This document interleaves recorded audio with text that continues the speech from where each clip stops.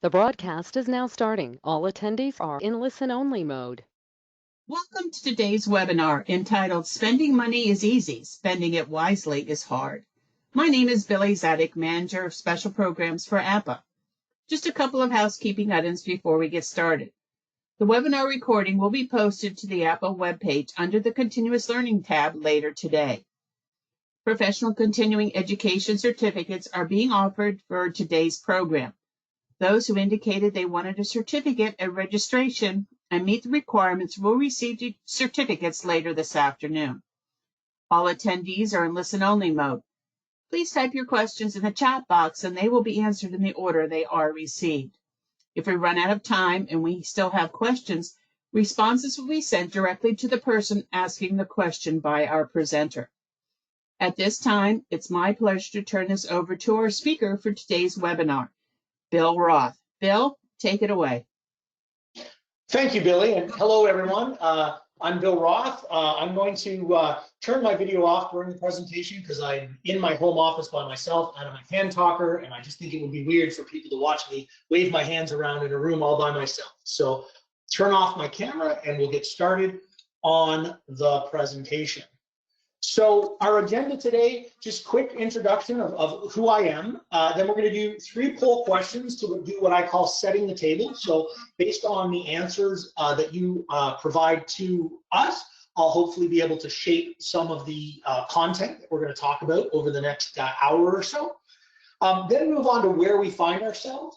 How did we get here? And then how do we try to come up with some strategies that we've found from collaborating with our customers across the higher ed sector as well as other public sectors? How have they found ways to and strategies to spend their money more wisely in these challenging times? And then, as Billy said at the end, we'll do Q&A through the chat.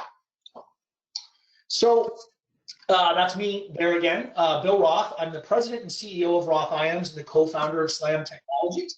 I've got over 25 years of experience collaborating with higher education institutions on all aspects of facility infrastructure asset management. Do a lot of work outside of higher ed as well, which is kind of interesting to bring some outside perspective to the sector. But a proud member of a variety of APA, both at the national, international, regional, and local level. And just want to say thank you very much for taking time out of your day to join us here today to talk about spending money is easy and spending it wisely is hard. So as I said, we're going to just start with 3 quick poll questions to set the table for today's conversation. So Billy, if you could take it away with the first question, please.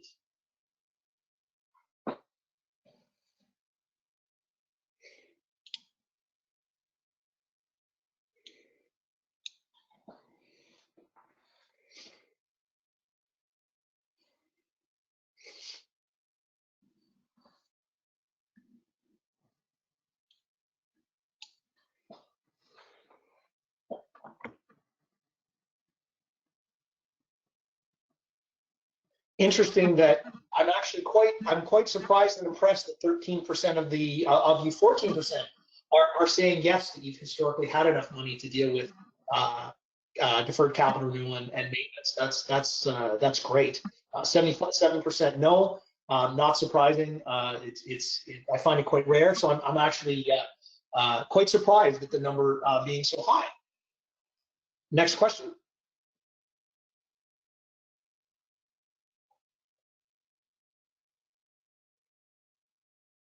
Have you received any government stimulus funding for your facilities since then?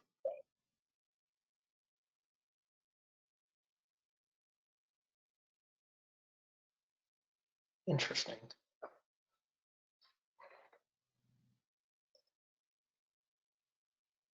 A much more even number. So 47% yes, 31% no.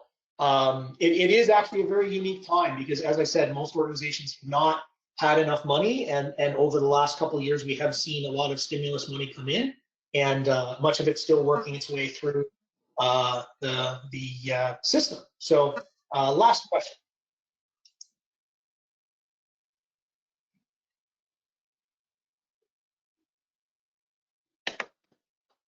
Have you changed your decision-making process for how to allocate available funding since the pandemic?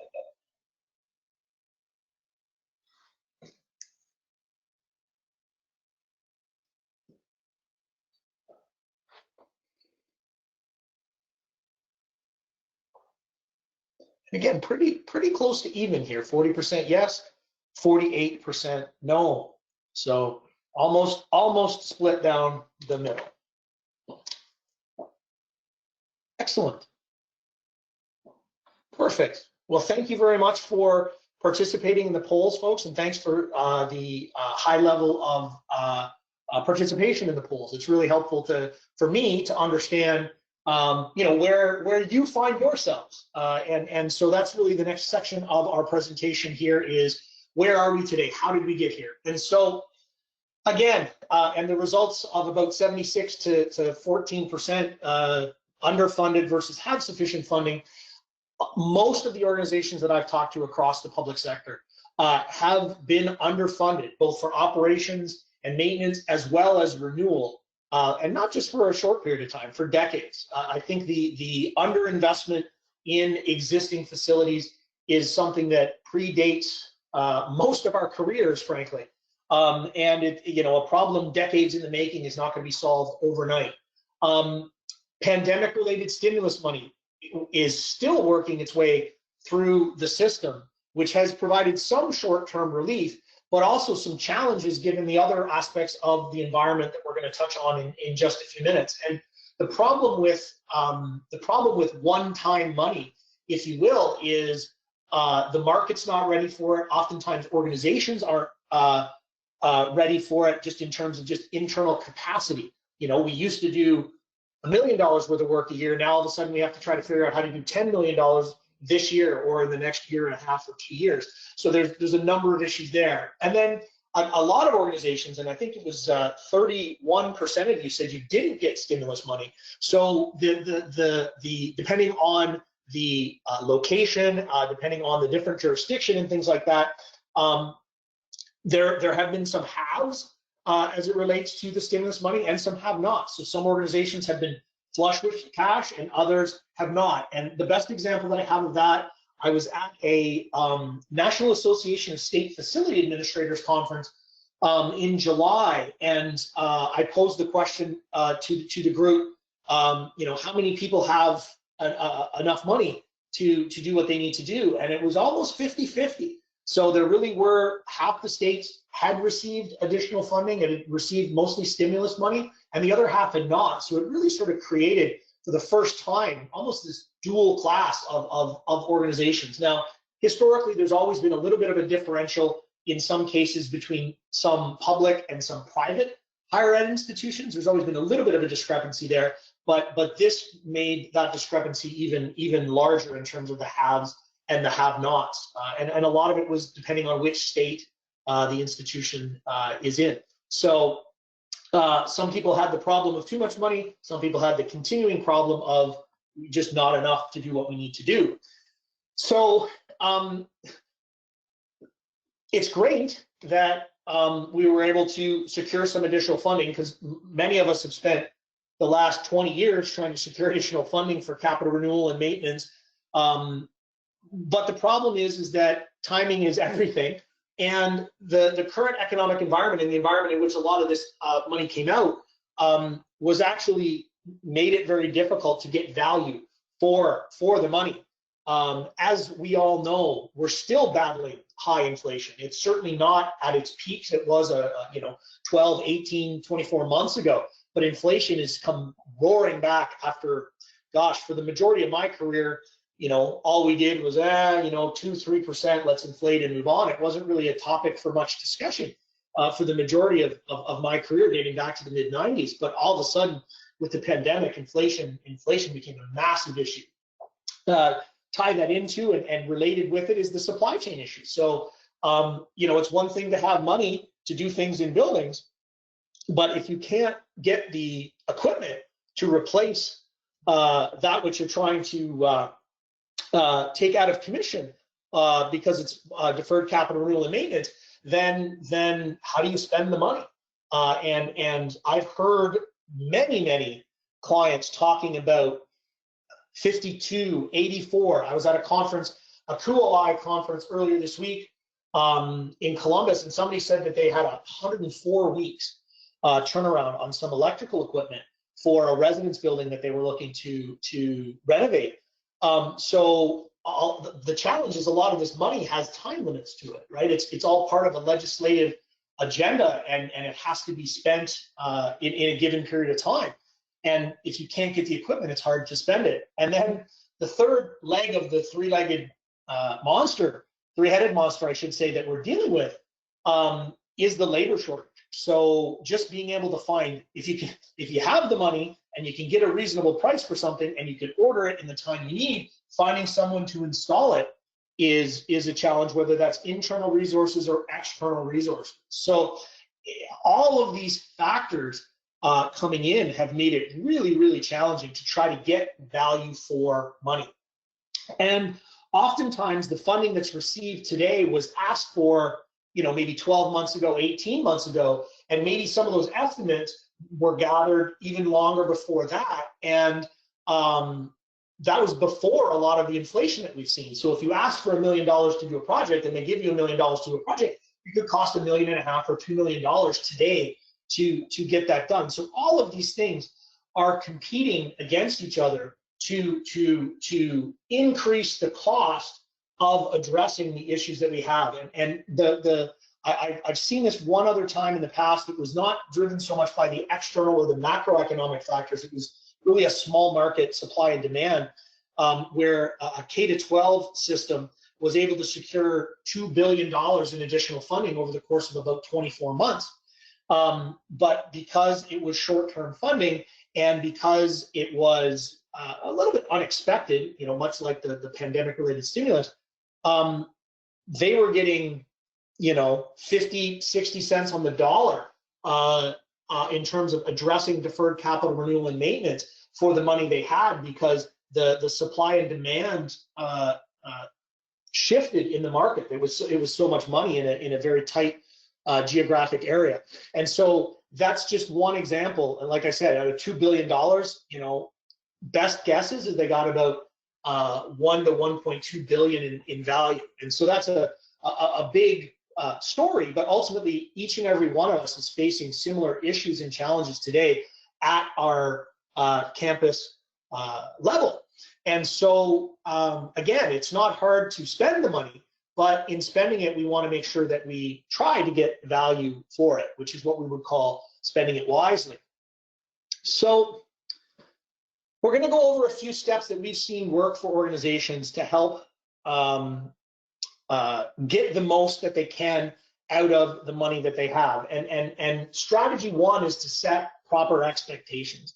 And although, what do we mean by this? It's really, how do you define value for your organization, and making sure that all of your stakeholders understand that which you are expecting to get. And so obviously KPIs, or key performance indicators, are really helpful to show what success are. Consider it like a scorecard. So if you're going to use FCI, or Facility Condition Index, okay, if I have this amount of money, how much can I lower my FCI for with this money? Or how much deferred capital renewal and maintenance am I going to address? Or how much energy reduction or greenhouse gas emissions am I going to create with this strategy? And you may have noticed I use the term deferred capital renewal and maintenance. So just as a little bit of an aside, I personally, and we as an organization, and many of our customers, are on a bit of a mission to get rid of the term deferred maintenance. So I'm sure you've all heard the term deferred maintenance, DM. It's kind of vernacular in the facility and infrastructure asset management world. However, the challenge is that it's almost all not maintenance. It's almost all capital renewal in most cases. And so a great case study of this was within higher ed, was in Florida. Because for many, many years, the Board of Governors down in Florida was trying to secure additional renewal funding for the higher education institutions and K-12 in the state, but they were always talking about deferred maintenance. And in the last couple of years, they got a lot of pushback and said, well, there's no way you need $1.6 billion in deferred maintenance. It's maintenance. It's small items. in reality, the majority of it was capital renewal. And so at the state level, they actually redid their definitions. Not exactly the deferred capital renewal and maintenance. They actually have two different terms that they've defined.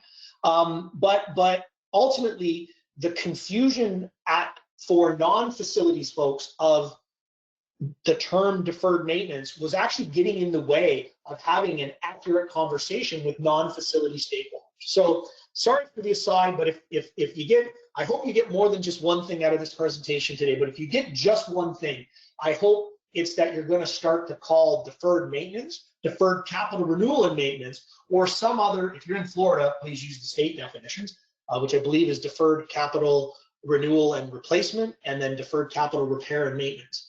Are the two terms that they use. But please, if we could all put the term deferred maintenance to bed, because I actually believe it's hurting us in allowing us to tell our story to the non-facility stakeholders that we need to engage. So, sorry, all of that to circle back around to make sure that when you are talking to your stakeholders, whoever that is, that your expectations are clear and understood. Because in a lot of cases, you may not be able to improve in the near future. You may actually just be aiming for less worse. And that sounds kind of bad, but again, as I said, the problem that we're trying to tackle has been decades in the making.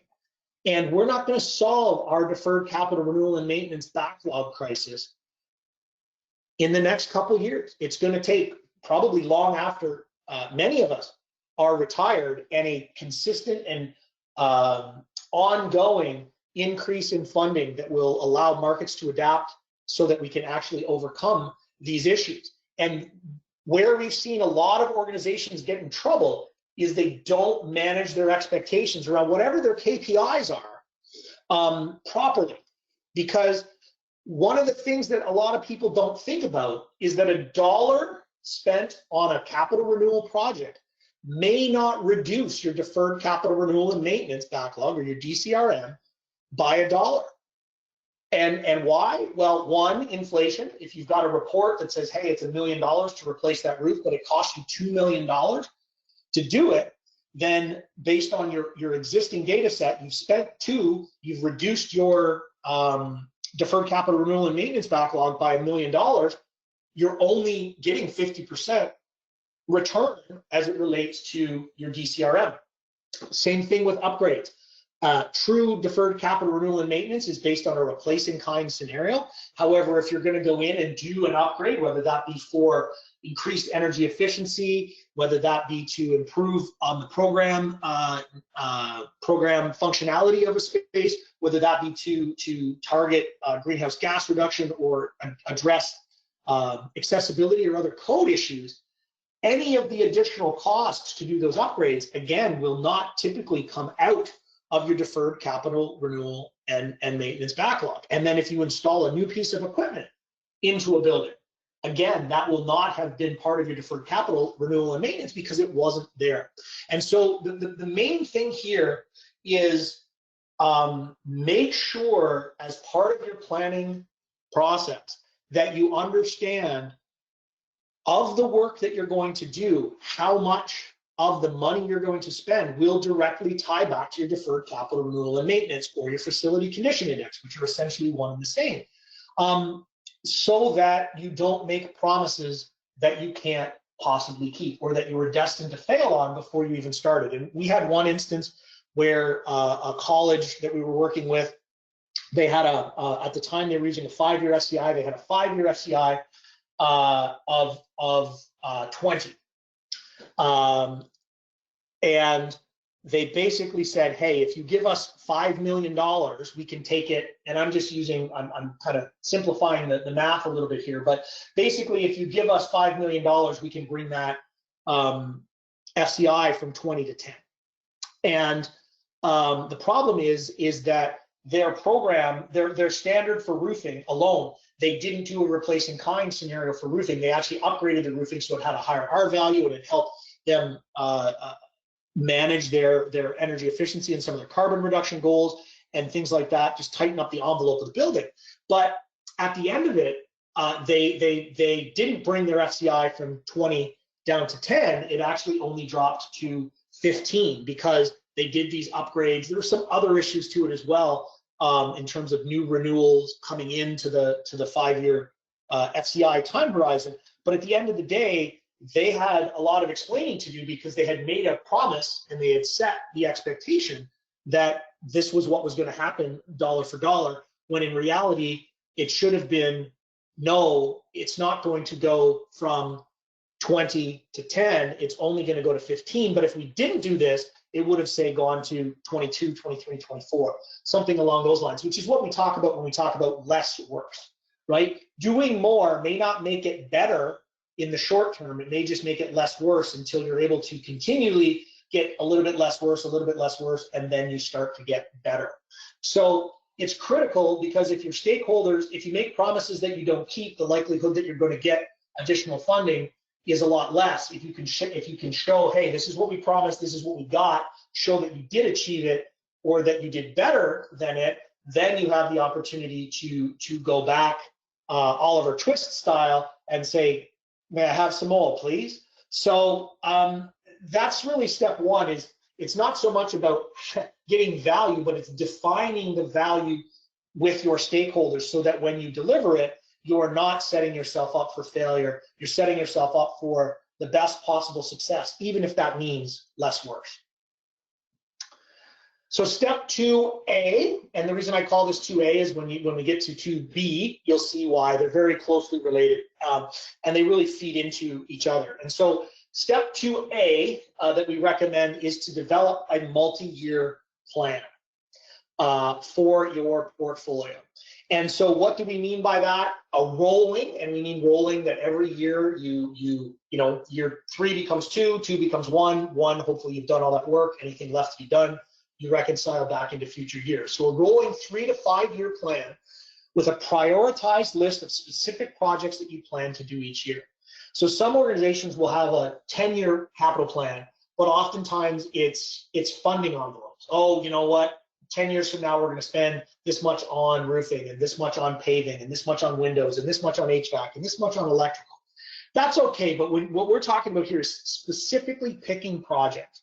And so we say 3 years, in our opinion, is the sweet spot for building a multi-year capital plan. Now, again, if you're required to do a 5-year plan because that's what your organization or your funding agencies mandate, then what we've helped some organizations do is do a rolling 3-year plan and then just use funding, those same funding envelopes I talked about before, for years 4 and 5. So, hey, we think we're going to have $10 million. We'll spend $2 million on roofing, $1 million on electrical, you know, $1.5 million on HVAC, so on and so forth. Obviously, those envelopes will depend on your needs, but the reason is that a lot changes even in 3 years. And so the effort required to specifically pick and prioritize all those projects for years 4 and 5, by the time years 4 and 5 become year 1, they look almost nothing like they did in the original plan. And so you just don't want to, you know, we just don't think it's worth spending a lot of that time unless you're required to do so. We think 3 years is good because obviously year 1 is current. Year 2, you want to start thinking about planning for that right away. And then year 3 gives you some flexibility if additional funding comes in. But most organizations are also on a 5-year cycle for condition assessments. So sometime in that 5-year plan, you're going to have brand new data on all of your portfolio, whether you're doing 20% per year condition assessments or you're doing 100% every 5 years. There's going to be a new set of data that is going to basically shuffle the deck for you anyways as it relates to your multi-year plans. So that's why we recommend 3. Like I said, if you have to do 5, we would recommend you use the funding envelope strategy based on, you know, major building elements and things like that. Obviously, nobody can predict funding levels 3 years, 5 years into the future. Like I said, some organizations do 10. But so you do have to make some assumptions, right? You have to look at, okay, what's today's funding? In some cases and in some jurisdictions, there's, you know, legislated increases in funding. In others, it's just flatline. In others, it's best guess. You get what you get every year. So you do have to make some of those assumptions. And again, that's why, you know, those assumptions aren't always going to be right. And that's why it's a rolling 3-year plan, because as new information comes in, then you can start to adjust and tweak based on actual amounts of funding.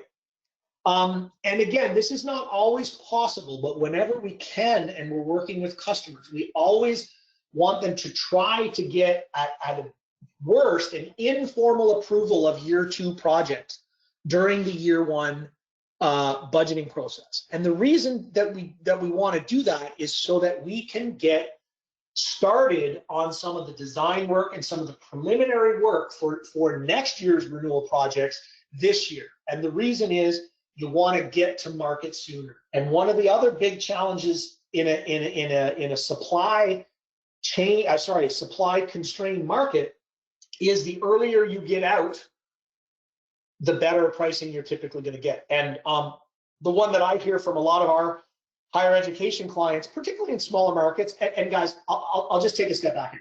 If you're in a major market, this may not matter. If you are in a secondary market, but you are the 800-pound gorilla in the market, you may not have to worry about this. You may be big enough in your own market that you don't have to worry about that. But the one that I hear from a lot of our clients is we got to get out before the school boards, particularly for anything we want to get done in the summer.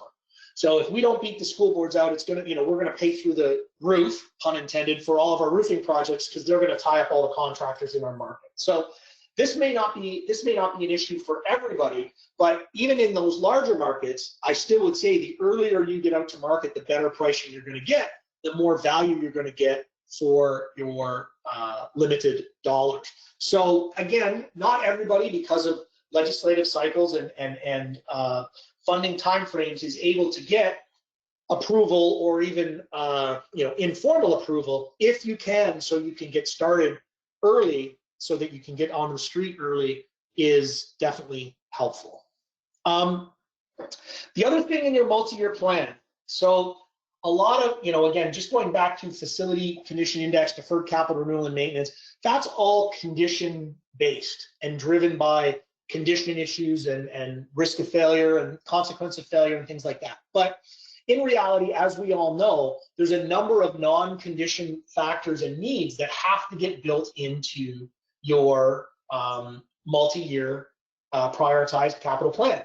Things like program needs and changes. Oh, look, we're starting a new program. We need a new lab. We've hired a new professor. They need to have a new space for their research.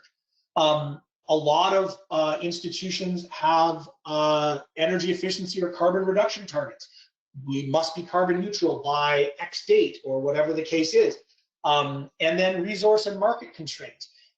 Again, not if you're in a major market and not if you're an 800-pound gorilla in a market, but if you're in a smaller market or a smaller player in a large market, you also have to factor in what can be done in our market. Because again, if you demand too much of the market and the supply isn't able to keep up, then that's when costs are going to increase even more so than they are today. And that's true in these high inflation, chaotic times, as well as non-high inflation and chaotic times, because if you try to do too much work and your pool of contractors can't possibly do that amount of work, you're going to end up paying more for it, because you'll probably have to draw contractors in from outside of your market, or you'll have contractors bidding on stuff that they double their price hoping they don't win, but they're still the lowest bidder, and so then they have to figure out a way to do it. So you can't just think about yourself when you're building the plans. You should also look at your market.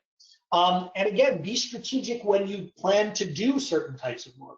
So again, I mentioned the school boards in the summer. If you can avoid it, with co-ops and educational calendars going year round, there aren't quote unquote summer slowdowns on a lot of campuses, so it's not as relevant anymore. But if you can do things, particularly smaller things, be strategic about when you do them. Don't do them during the busiest times of the year. Try to find ways to take advantage of alternate timing where your contractors may have more capacity in the market. So why do we recommend it? How do prioritized multi-year plans help you get more value for your money? Well, what we talked about, getting to market early, but also it allows you to be nimble, right? If you only have a 1-year capital plan and all of a sudden something changes, let's say a project comes in over budget, well, where does, obviously you're going to have to not do something, or let's say, something breaks. And the one thing I will say is that no matter how proactive you are, no matter how much preventative maintenance you do, no matter how much planning you do, stuff's always going to break, and it's always going to break at the most inopportune time. And you're probably going to pay more money for it. We want to reduce it, but I just don't think realistically we're ever going to completely eliminate it. So when we have one of those unexpected failures, where a tender comes in way over budget, if we don't have a multi-year plan, then whatever gets cut just gets cut, and it's like throwing a fish back in the lake. It just swims away with all the other fish or all the other projects. Whereas if you've got a multi-year plan, you can use the last in, first out, and something that was last in this year can now be put at the top of the list in year 2. So it doesn't disappear because it has somewhere to go, because you've got a year 2 plan and a year 3 plan. Also, if new funding becomes available, if all of a sudden there's stimulus money comes out, or there's a national or a local, state or provincial level incentive for energy efficiency or something like that, you know what your next projects up are. So it gives you that flexibility to be out quick. Oh, look, there's new money. I'm going to get out, now I can do more. I'm going to get those projects out sooner. So that again, I'm not competing with everybody else in my market to get the same work done. And then obviously, you don't want to change your prioritization too frequently, because if you're moving the target all the time, it's very, very hard to hit. But there are times like COVID or other issues, or all of a sudden the injection of stimulus money, where you do need to update your prioritization mid-year, but allow that to flow out through multiple years as well. So it just gives you a longer term time horizon. It allows you to get out earlier. It allows you to make better decisions, which in a perfect world are going to allow you to get better value for your money. Step or strategy 2B, and the reason that this is not 3, it's 2B, is because you typically do this in your prioritized multi-year capital plan. It's just 2 ways to attack problems at a more grand scale. And really what these are about, projects and programs. And so just to define what we mean by that, a project is when you will look at a single building and create a larger renewal or renovation project, where you combine multiple elements into a single building. And in fact, back to our setting expectations, if you're going to go into a building, you may decide to do things that are not currently in your deferred capital. Like, let's say you have a 3-year, let's say you're using a 3-year FCI, and your deferred capital renewal numbers are at 3 years. You may decide to do things that are not due for 4 or 5 years, but you're going to go into that building and just get it all done at once. And so you could spend, again, $10 million, but only do $6 or $7 million worth of deferred capital renewal and maintenance in that. So just kind of harkening back to our first strategy, projects are oftentimes where you can do that. However, because you make them larger and you can build a bigger program, you can often get economies of scale. So a typical condition assessment is done on replacing kind scenarios, and is done on myopically looking at each individual thing. Okay, we're going to replace the roof by itself. We're going to replace the electrical switchgear by itself. We're going to replace the HVAC by itself. But combining things into projects can help you save money.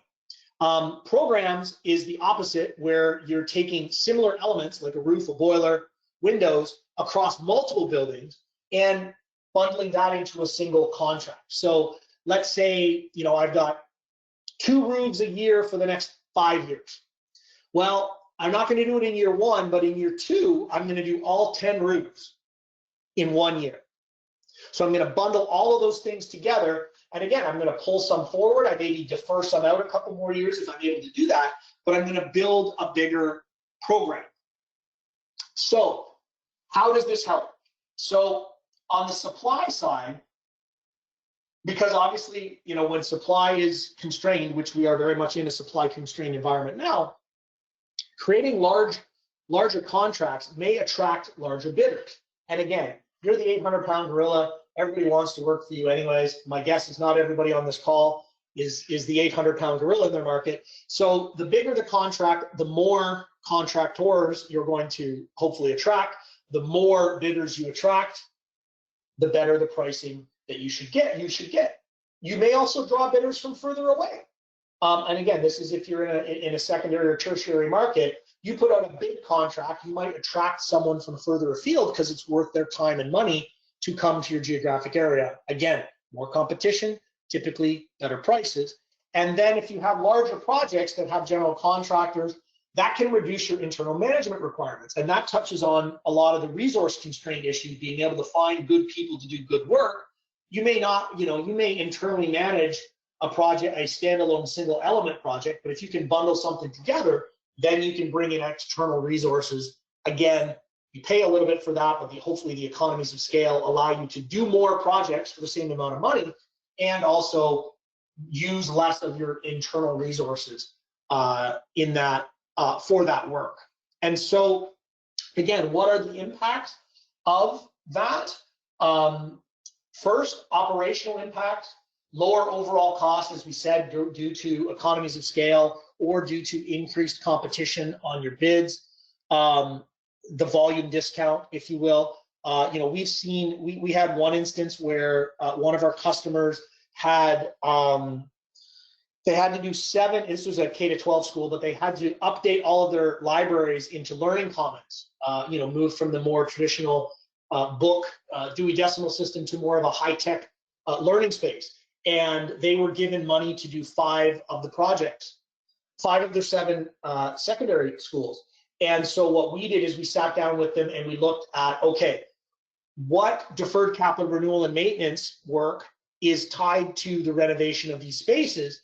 And we were actually able to secure enough money from their deferred capital renewal budget that they were able to actually update all 7 of their libraries into new modern Learning Commons because they were able to save some money by increasing the size of the project and also by pulling in some funding from another source related to deferred capital renewal. So instead of having to pick 5 out of 7 schools that were going to get a new Learning Commons, we were able to help them find economies of scale and find some additional funding sources that had different strings attached to allow them to do everything at that project. That was sort of a project and a program, kind of all wrapped into one, because we're going deep in each of the buildings, but we're doing the same thing across 7 buildings. The other really important thing is that the students and faculty and community users of our campuses, construction is a speed bump or a stick in the spokes for their usage and the value that they get out of these assets. So just minimizing the number of disruptive events to individual buildings, really on projects more than programs, right? Let's go into that building, let's maybe almost take it offline for a period of time, but then we're going to be good. We don't have to touch that building for another 10 years, and we can let the community, let the students, let the faculty just take advantage of that new refreshed building, as opposed to being there doing little bits and pieces every year. Not only does it cost more, but it also will irritate your users more typically as well. So that's programs and projects. The last one, honestly, is it's a strategy that I've been trying for a long time to get organizations to consider. And I'll be honest, it's been a hard sell. I haven't seen a lot of opportunities, or sorry, a lot of instances where customers have taken advantage of this, but I do believe that it is a viable strategy, particularly today, because we're dealing with all these new issues in markets with inflation and supply chain and labor shortage. But we call this collaborating with your competitors. And what this really means is basically avoiding the whole, oh, we got to get out before the school boards, or we got to get this, or we got to beat these guys out. And again, typically more important in smaller markets, but even today in some of our larger markets, we're seeing such demand on contractors that if everybody's competing for the same pool of contractors, material, and labor, then again, the supply side wins, and all that's going to happen is prices are going to go up and value is going to go down. So, back to that K-12 school board circumstance I talked about earlier, where we spent $2 billion, got about 1 to 1.2 in value, all the contractors, all the manufacturers, they got the $2 billion, right? They, in a lot of cases, lined their pockets because their rates went up, everything went up because of the demand in the market. The value side, took the hit, while the cost side got the benefit. And so if we do look to try to collaborate within a market, what do we mean by that? So what we mean is, can you open your books a little bit to other institutions in your market? This could be another college or university in your town. This could be a school district. This could be the city or the district or the region, or the county. But really have high-level discussions about the kind of work you're going to do each year in a multi-year program. So don't chase all the same work at the same time, right? So hey, look, guys, I really need to do roofing this year. Who's got HVAC? Who can do HVAC so that we're not competing against each other? Once you also understand, hey, look, everybody in the market is going out for HVAC this year. Well, maybe you can enhance the maintenance strategies on some of your systems to try to just make them last a little bit longer, so you can go where go to a true blue ocean instead of a red ocean, if you will, in terms of competition and market demand. And so the other one is, can you do a joint contract, right? Can you go out and get bigger together? If I have 10 roofs to do and you have 10 roofs to do, maybe we can go to contract. We can go to a contract for 20 roofs together. And I know that this is not easy. And like I said, there's a lot of reasons why people haven't done it. But the other thing, like I said, I do believe that this is a legitimate strategy. I do know there are, we'll call it small p political reasons why this can't happen. Organizations are, maybe afraid to share their deferred capital renewal list with others. There's contracting requirements, there's procurement requirements. This is an area where collaborative procurement may be able to help as well. If you're able to use a collaborative contract and jointly contract with another entity, if you're both members of like a Sourcewell or something like that, that might be an opportunity to streamline that collaboration, so you don't have to deal with different procurement bylaws and requirements if the collaborative procurement contract has satisfied both members. That might be a way to streamline it. But I really do believe that when we're all fighting against each other for the same limited resources, which has always been the case, but now is just exacerbated, that this is a strategy that folks have not taken advantage of as much as they could have, that could really drive more value for your renewal dollars, whether you're limited or whether you have too much or not enough. Wasting money is never a good thing. So folks, just in summary, before we open up for questions, just wanted to kind of give you a high overview of what we talked about. So again, given today's market conditions, high inflation, supply chain issues that persist, and labor shortages, making wise capital reinvestment decisions has always been hard, but it's even harder today. And we presented 4 strategies, even though we numbered them 1, 2A, 2B, and 3, to help you try to achieve value for money for you and your organization. Step 1, set proper expectations. So define what value is, and that expectation may change because of the crazy conditions that we're in today, or it may change because of the standards that you have and the design standards that you have for upgrading your buildings. Develop a multi-year capital plan so that you can be nimble, so that you can be flexible, so that you can get to market early. Build projects and programs which allow you to be big, to act big, to even if you're not the 800-pound gorilla, maybe you can act like the 800-pound gorilla. And also achieve some cost savings around economies of scale. Limit the labor issues by bringing in third-party contractors to manage larger contracts, that sort of thing. And the last one, again, which I'm sure everybody's like, oh, that would never work here because I've been trying for a long time. But can you collaborate with your quote-unquote competitors to not drive up the prices in your own market and therefore get more value. Questions? While we wait for people to get to put some questions in the chat box, you got a congratulations for your description and rationale for the DCR&M. It's a long battle and it won't be over. DCR&M will always be present unless a facility follows a TCO, total cost of ownership model, and sets aside the CR&M funds in advance. It's rare.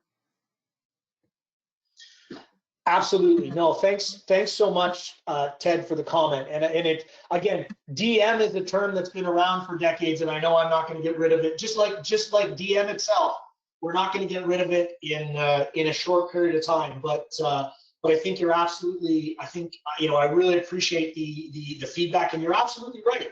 Not only the terminology, but the actual issue is going to take sustained, long-term effort and commitment. And it's going to be, like I said, in the short term, it's going to be, how do we target less worse? And unfortunately, less worse is not something that is a really great rallying cry, but most organizations are going to have to spend a lot more money for a fairly significant amount of time before things start to get better and just not get worse year over year. So thank you for that feedback, Ted. Okay. Bill, do you have your contact information available? Yeah, absolutely. So yeah, by all means, if you do have any questions following up, you can reach me at bill.roth@rothiams.com. My cell phone number is there, and the QR code on the screen will take you to our thought leadership page, which talks about a lot of the concepts we looked at here, as well as others, other topics around facility infrastructure asset management. So I invite everyone to visit that page as well. It's got videos, blogs, links to other webinars and things like that. Okay. Are you seeing customers keep their DM and capital renewal plans in software like VFA, Facility, or Renew 360? Or are you seeing customers starting to integrate condition, age, and replacement costs into enterprise applications like IBM Maximo? Thanks, Darius, for the question. And honestly, probably the #1 tool that we still see folks using for capital planning is Excel. And Excel is a great tool, but again, at some point, you exceed Excel's capacity to do what you need it to do. And so we see more folks looking for more purpose-built software to deal with capital asset management. And some use software like VFA, like Renew 360, like SlamCap to manage that data. I actually think that, every work order system, every IWMS system, even financial systems have a capital planning module. Most of them treat capital planning like maintenance planning, and it's very, very different. So while we see folks using a lot of different types of software, and again, Excel, what we'll call an IWMS, CMMS module, or a purpose-built capital planning software, we're sort of of the opinion if there was one tool that did everything well, everyone would be using it. And so we typically recommend use something that's purpose-built for capital planning, but make sure it's customizable enough that you can integrate it with your IWMS or CMMS so all your systems are talking. Thank you. And our next question is, would you please comment on higher education capital renewal issues since our post-COVID situations? Sure. Well, I think that probably the biggest, it's related to capital renewal, but it's also not related to capital renewal, in my opinion, Suraj. And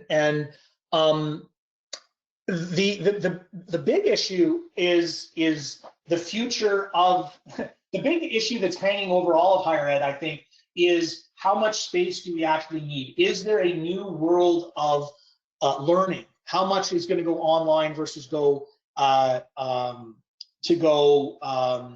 back on campus. And so I think some of the biggest questions being asked are, how much space do we actually need? Do we need this much space? Do we need more space? Do we need less space?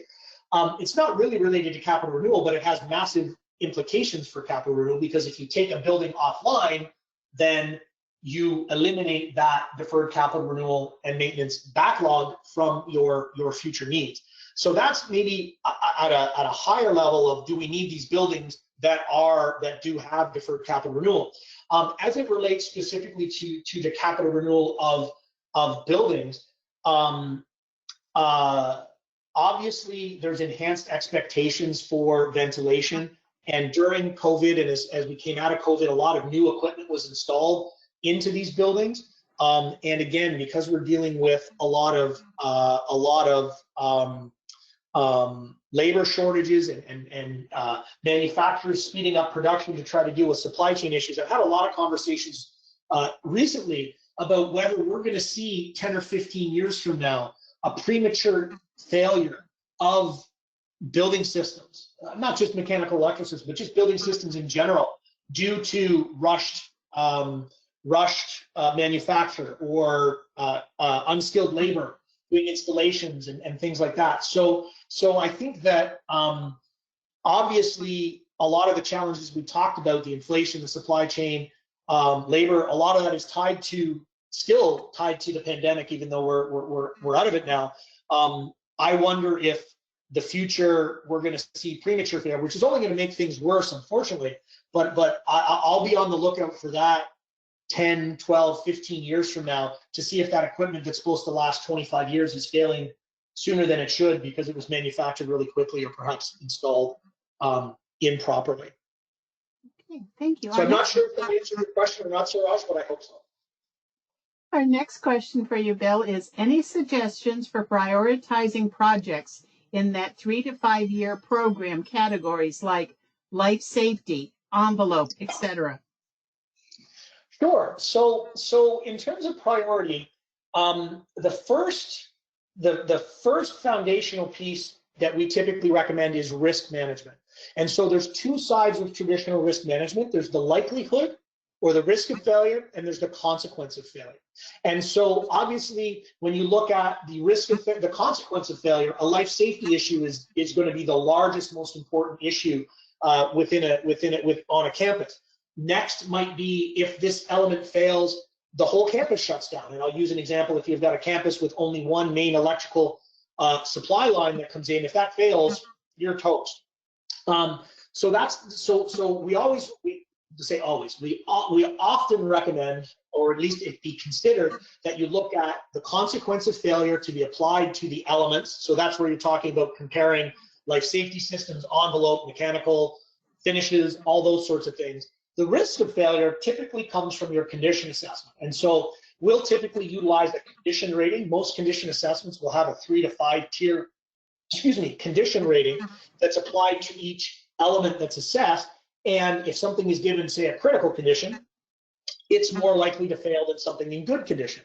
And so if you use those two schema as the start, then you have your risk management framework. However, there's lots of other non-risk related matters that will come into play when you're prioritizing what deferred capital renewal and maintenance projects that you're going to do. And so we recommend you use we call it multivariable prioritization, but it's where you come up with a list of categories that are important to you, and you score your individual buildings or the elements within those buildings, so you get a numerical value between 1 and 100.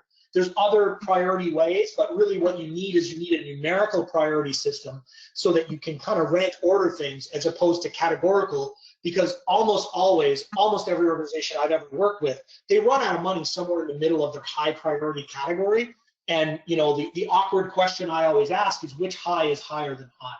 So you want to take into account risk management for sure, but then also what else is important to your organization itself that you want to integrate with to come up with a numerical priority.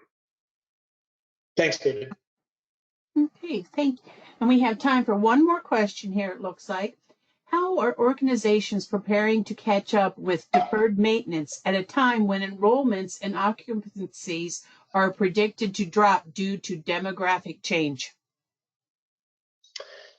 That's a great question, Kevin. And I think to not only add on to the demographic changes, it's also, you know, the as I talked about, the future of education, or the online learning. And I think a lot of folks are trying to look at optimizing their space usage as part of that process.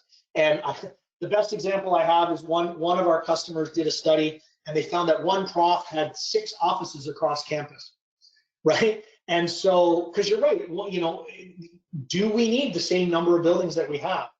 And so certainly looking at space optimization and then layering that in with their deferred capital renewal, their FCA or their condition data is a strategy that we see people starting to look at. I mean, we're you know, I think if people could predict the future of education, I mean, and obviously demographics are a little bit more certain, but when you combine in the impact of online learning, there's a lot of people asking a lot of hard questions, and rationalizing space and then using that combined with their condition data, I think, is the way to do that. Because if you have too much space, then what you want to try to do is take a building offline that has a high deferred capital renewal and maintenance value, so that by eliminating that, you're also dropping your DCRM and your overall campus FCI. But it's something that a lot of folks are struggling with. The demographic trends sort of took place before the pandemic. The pandemic distracted us all, and then the potential impacts of online learning, which personally I don't think are going to be as bad as people predict, because you know what, I still think people like to be around people, and a lot of people go to college or university for not just for the education, but for the social aspects of it and things like that. But demographics will definitely play part of it. So Kevin, I'm not sure if I covered that off. I think it's a big question that hasn't been answered by a lot of institutions yet, in short. Well, Bill, that looks like we are at the end of our questions. And so I'm going to say thank you so much for taking time for this very informative session today. And Bill will be doing next week's session as well. So anyone who enjoyed this can tune in next week to hear Bill again for another great session. So Bill, again, thank you so much. And to our attendees, thank you for taking time out of your busy schedule to be with us. So until next time, be safe, stay healthy, and let's be kind to one another. Thank you so much. Bye-bye now. Thanks, everybody. Bye-bye. Hopefully we see you next week.